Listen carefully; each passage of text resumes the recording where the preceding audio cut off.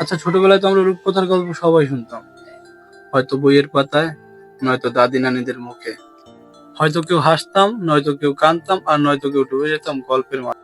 তবে আমি ছিলাম রূপকথার গল্পের অনেক বড় একটা ভক্ত। আর এই রূপকথার গল্পই যে আমার জীবনে একদিন সত্যি হয়ে আসবে তা আমি কখনো কল্পনাও করিনি। তো কি ছিল সেই ঘটনা জানতে হলে আমার সাথে থাকতে হবে ফুল ভিডিও। তবে তার আগে ছোট্ট একটা ইন্ট্রো দিয়ে আজকের ভিডিও শুরু করা যাক।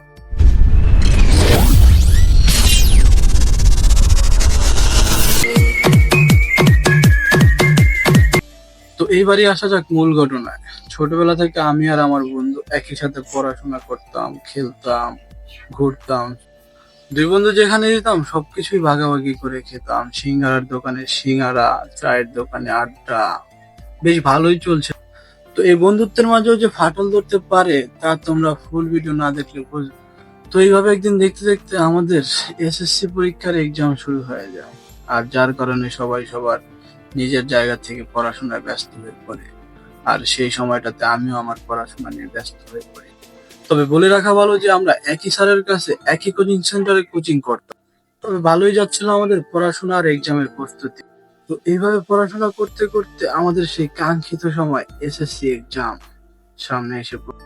তো এখনই তো শুরু হলো মেইন কাহিনী, যেখানে আমি একটা সাইকেলে, আমার বন্ধু একটা সাইকেলে প্রতিদিন স্কুলে যাইতাম, প্রতিদিন স্কুল থেকে আসতাম, প্রতিদিন কোচিং এ যাইতাম, কোচিং থেকে আবার আসতাম, কোথাও ঘুরতে গেলে যাইতাম, আবার দুজনে একই সাথে আসতাম, আর বন্ধু বান্ধবের সাথে আড্ডাবাজি করতে দুজন একই সাথে যাইতাম, আবার একই সাথে আসতাম। তো সেদিনকার মতো আমরা সবাই কোচিং শেষ করার পর সবাই সবার বাড়ি চলে যাই। তো এই তো শেষ হলো সেদিনকার মতো কোচিং। তো কোচিং এর পরে আমি বাসায় এসে পড়াশোনা নিয়ে এতই ব্যস্ত ছিলাম যে অন্য কোনো চিন্তা ভাবনা মাথায় আসছিল না। তো বিকাল 4টায় কোচিং শেষ করার পরে যখন আমি পড়তে বসি বাসায় এসে, তো পড়ার পরে রাত্র সন্ধ্যার দিকে ছোট্ট একটা ব্রেক নিলাম, যাইলাম আবার এই সেই বন্ধু বান্ধবের কাছে। তো সেখানে সবাই আড্ডাবাজি করার পরে 10 মিনিট পরে আমরা চলে আসলাম যে যার জায়গা মতো। তবে সেখানে আমি একটা চাবি। তো রাত্রবেলা সব পড়াগুলো এক এক করে রিভিশন দিতেছিলাম, যেখানে আমাদের প্রথম পরীক্ষা শুরু হবে, এসএসসি এক্সাম। ফাইনালি 9-10টা বছরে ক্রস করার পরে এই সেই এসএসসি এক্সাম, যেটার জন্য এতদিন আমরা অপেক্ষা করছিলাম। যেখানে আমাদের ইমোশন ছিল কলেজ লাইফ, কবে আমরা স্কুল শেষ করে কলেজ লাইফে উঠবো। তবে এখানে মূল ঘটনাটা ঘটে সেদিনকে আমি পড়াশোনা শেষ করার পরে যখন এক্সামের জন্য যাব, তখন আমার বন্ধুকে আমি ডাকতে গিয়েছিলাম। তবে এখানে আমাদের সাইকেল গুলো ছিল একেবারেই ফ্যাশনেবল, যেটাতে একজনের বেশি দুইজন উঠাই যেত না। আর এখানে ঘটে সেই রূপকথার রাজ্যের এক অদ্ভুত ঘটনা, যেখানে আমি আমার বন্ধুর মাথায় অনেকটা টেনশন আর ডিপ্রেশন দেখতে পেলাম। তবে আমি কিছুটা পর জিজ্ঞেস করলাম যে কি হয়েছে।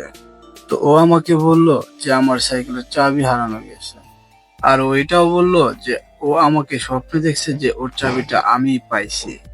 সাথে সাথে আমি অবাক হয়ে গেলাম যে আমার বন্ধু কিভাবে জানলো যে আমি চাবি পাইছি, বা ওই চাবিটাই এই সাইকেলের চাবি। তবে আমি আর দেরি করলাম না, কারণ আমাদের এক্সামের টাইম প্রায় হয়ে গেছিল। তো আমি তৎক্ষণাৎ আমাদের বাসায় আসি সাইকেলে করে, চাবিটা নেই, তারপরে আবার যাই। তো তখন আমার বন্ধুকে বলি যে এই চাবিটাই কি সেই চাবিটা? তো আমার বন্ধু দেখি বলে যে হ্যাঁ, এই চাবিটাই সেই চাবি। তো ভাই, এই ঘটনাটা একটু মিথ্যে কথা নয়, সম্পূর্ণ আমার সাথে ঘটে যাওয়া এক রূপকথার গল্পের মতো, যেটাকে আজও আমার মনে পড়লে আমি এখনো হতবাক হয়ে যাই। তো আমার ভিডিওটা এতক্ষণ যারা যারা দেখতেছে অবশ্যই সবাই একটা করে লাইক করে দেবে, চ্যানেল নতুন হয়ে থাকলে সাবস্ক্রাইব করে দেবে, পাশে থাকবে।